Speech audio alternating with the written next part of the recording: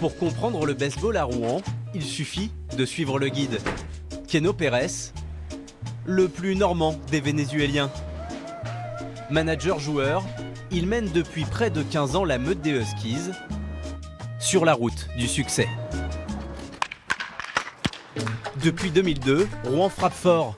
27 titres, dont 14 championnats de France, un record dans l'Hexagone auquel la filière vénézuélienne de Keno n'est pas étrangère. Des joueurs de très haut niveau dans un pays où le baseball est le sport national. Après leur championnat en hiver, ils quittent quelques mois le Venezuela et la crise juste pour l'amour du baseball. Beaucoup de gens quittent le pays pour fuir la crise. Je suis l'un d'entre eux. On est parti pour pouvoir continuer de progresser et pour s'entretenir physiquement après notre saison.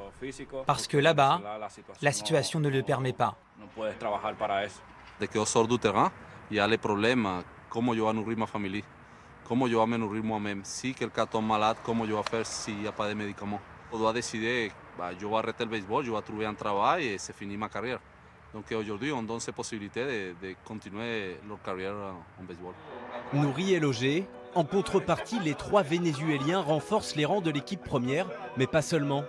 Avec Keno, il coach les tuniques rouges, des jeunes talents de l'Académie de baseball de Rouen, la seule en France. Âgés de 17 à 22 ans, ils s'entraînent 5 fois par semaine pour briller sur le monticule. Aujourd'hui, notre force était et va être toujours les Rouennais, les vrais Français. Voilà, c'était dans le passé, ça fonctionnait, on est devenu champion plusieurs fois de cette façon. La formation, l'atout numéro 1 de Rouen dans un championnat qui a longtemps limité le nombre de joueurs étrangers jusqu'à cette saison. Quand vous dominez dans votre fédération, vous n'êtes pas toujours très aimé, vous êtes pas mal de jaloux. Toutes les règles qui protégeaient les Français, les lanceurs français ont été supprimées parce qu'il faut faire tomber Rouen. Je vois, il n'y a pas d'autre explication que ces changements de règlement.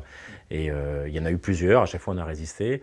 Bon, là on vient de voir que le changement de France, le changement de règlement a été décisif. On perd 7-5 la finale où Sénard enchaîne avec 3 lanceurs américains qui étaient venus uniquement pour la compétition. On ne se plaint pas, on va continuer à travailler parce que pour nous l'important c'est de former des jeunes, de leur permettre de jouer et on ne va pas faire venir des mercenaires à chaque fois qu'il y a des gros matchs. Donc d'autres le font, mais c'est leur problème.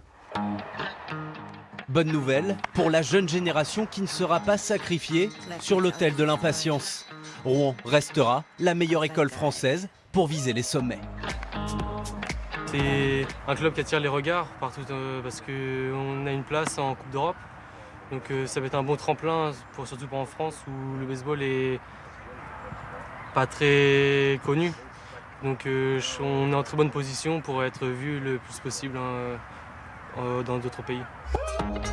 Car dans le monde du baseball, Rouen est au centre de toutes les attentions.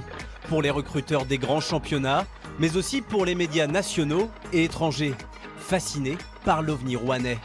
En une de l'équipe, ou encore en bonne place dans le New York Times, l'un des journaux les plus prestigieux au monde.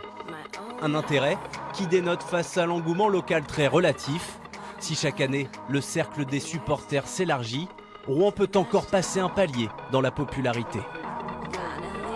Je pense que gagner en Coupe d'Europe, ça peut vraiment basculer toutes les choses et pour un point positif, changer les choses pour notre club.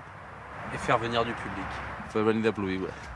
En juin prochain, direction l'Italie pour tenter de décrocher le seul trophée qui a échappé au croc des Huskies.